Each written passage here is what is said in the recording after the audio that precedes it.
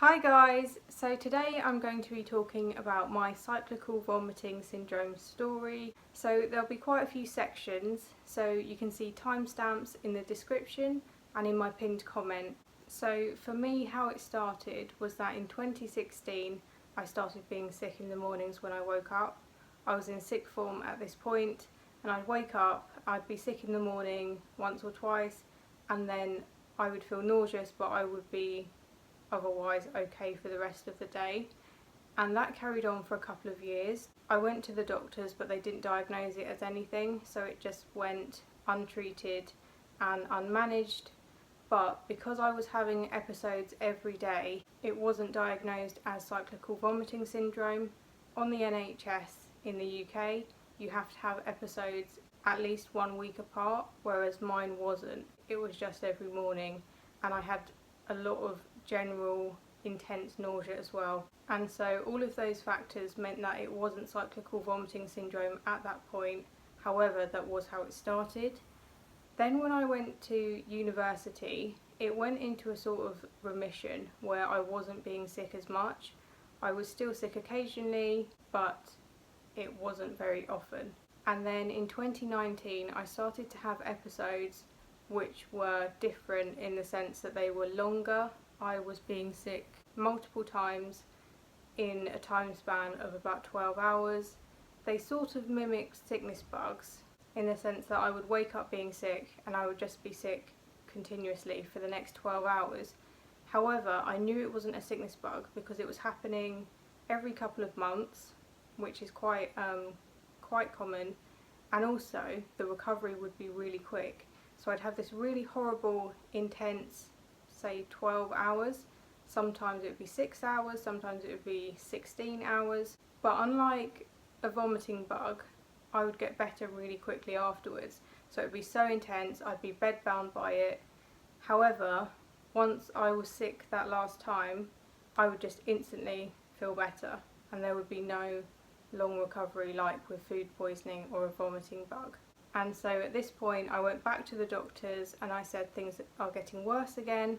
I said it's kind of different in nature this time, and I had tests done and I saw a gastroenterologist, and in July of 2019 I got diagnosed with cyclical vomiting syndrome. At this point my episodes, like I said, the longest one I had was about 12 hours or 16 hours, and this was only happening every 2 months or so. And so after I was diagnosed, it pretty much stayed the same. Episodes were a couple of months apart and they were never longer than a day. So it was horrible because the episodes are so severe. Like, I'm not just even bedbound, I can't even move. The nausea is so severe and I always end up being sick in bowls in my bed. It's not great. I have POTS as well, which makes it difficult for me to stand up at the best of times, so that's probably why I'm affected as badly as I am. So as I was saying, we get to December and this is where things started to really escalate for me, and it rapidly went downhill. So my episodes, instead of being once every couple of months, first they was once a month, then there was every 3 weeks, then there was every 2 weeks, then it was once a week, literally 7 days apart, and I had 1 week where I had 2 in one week, and at that point I got so dehydrated that I was blacking out. So I was just being sick, and in between being sick I was trying to talk to my friend and to tell her that I needed help because my vision had started to black out.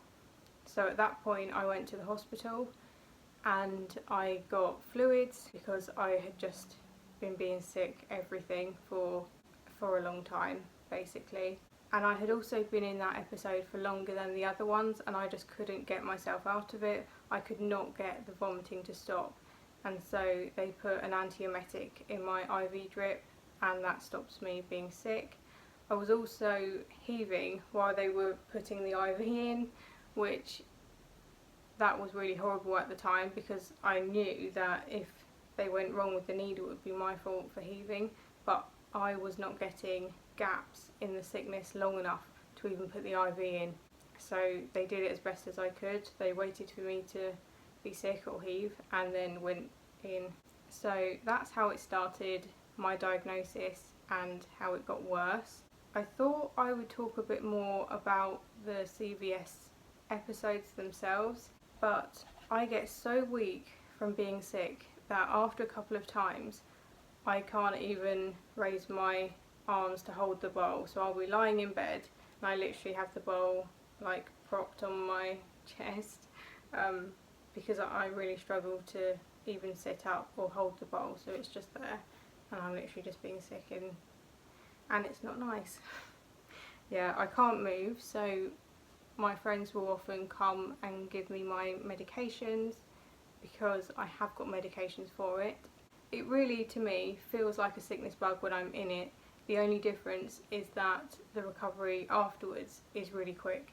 So how horrible a sickness bug or food poisoning is, it feels exactly like that, and every time I go into it thinking, have I got a bug or is this a vomiting episode again? Spoiler alert, so far it has always just been my cyclical vomiting episodes, and for some people I've heard that it can last up to 10 days. I really can't even imagine that. I've not had one that's lasted longer than 2 days, but I did have 2 in 1 week at that point, and so I was in the hospital for that. That's my most severe one. So moving on to how I manage it, a lot of it will be things that you expect. So I sleep with sick bowls on my bedside table because for me, my most common time is that I wake up being sick. Sometimes it happens before I go to bed, and rarely it will happen in the middle of the day. Most of the time it's when I wake up. So I have 2 disposable sick bowls on my bedside table which I can just reach and grab. Even if it's dark, I know exactly where they are and I can grab it, and probably a bit overkill, but I also have a normal bowl and I have a double bed, and at the moment things are so bad with my vomiting that I have this next to me in the bed, because when I wake up it's so quick, like I have no time to get to the toilet, I have no warning, I literally wake up and it's straight away. So I literally sometimes just roll over into the bowl. I know that sounds really disgusting and gross and I hate it more than anyone, but I don't have any other choice at the moment. It's either sleep with a sick bowl or be sick in the bed. In terms of going out and about, I take these disposal bags. I used to use nappy bags, but these ones I get from my home health supply, and they're really good because you can't see in them and they're quite a bit bigger. But if you were to look for something like this, you can get actual sick bags, which I'll put a photo up of, or nappy bags are another good option. Nappy bags, you can see through them, but if you're being sick, sometimes you just need something. So for me, I don't get a lot of warning, and so I take bags out with me wherever I go. Again, it's not ideal and it's disgusting, but this is what I'm dealing with at the moment, and so it's the best I can do. In terms of what I do to actually stop an episode, I have 2 medications which you can talk to your doctors about. The first one is prochlorperazine. I'll put in a photo if that's not very clear. But this one is a buccal tablet, which means it goes under your gums. You don't have to swallow it, because swallowing anything will make me be sick in an episode. You can actually buy that one over the counter under the name Bucostem, and it's marketed for nausea associated with migraines. And before I got prescribed it, I found that some pharmacists would sell it to me and some wouldn't. So it's probably best to talk to your doctor about it anyway. They can find out a dose that works best for you, rather than you taking the low dose which is for the migraine.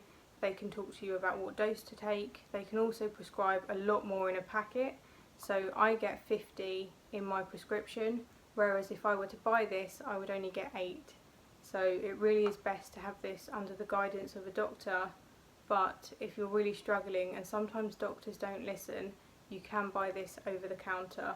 And like I said, it's called Bucostem and it's marketed for nausea associated with migraines. And then the other medication I use is called ondansetron.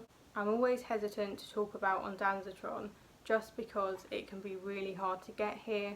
I wasn't actually prescribed it until I started to get admitted to the hospital, because I would be being sick so much that my bloods would show dehydration and problems associated with that. So it can be quite hard to get that one prescribed, but it's worth talking about with your doctors just in case they can give that to you.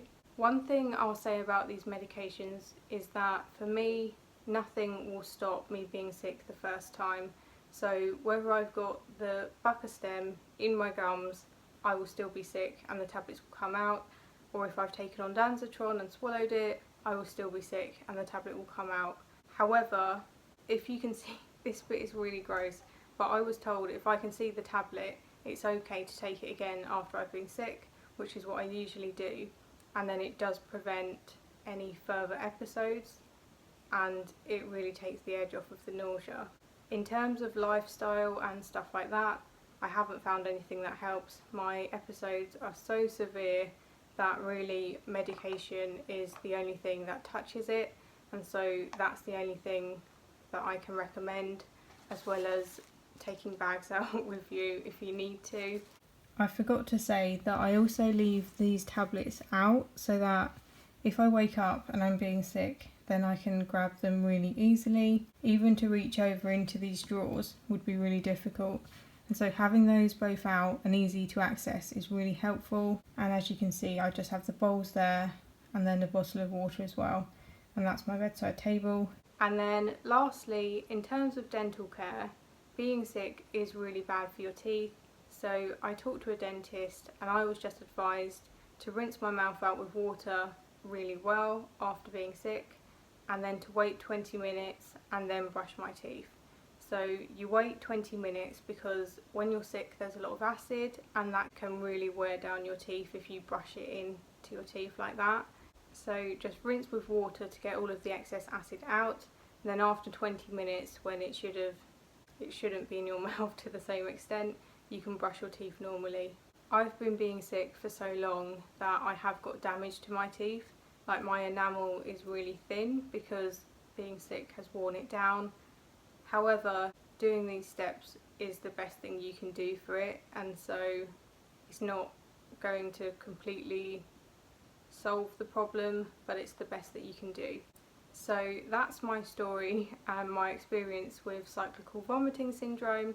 I hope that if you're dealing with it too, maybe this has given you a suggestion for something to try, or if not, you feel like you're less alone with this, because I find it quite isolating at times, especially when I am just in bed being sick by myself.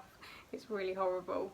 But you're not the only one, and you always get through an episode and there will be brighter days again. When you're being sick, just think it doesn't last forever and it does get better eventually. So I think that's everything I wanted to touch on.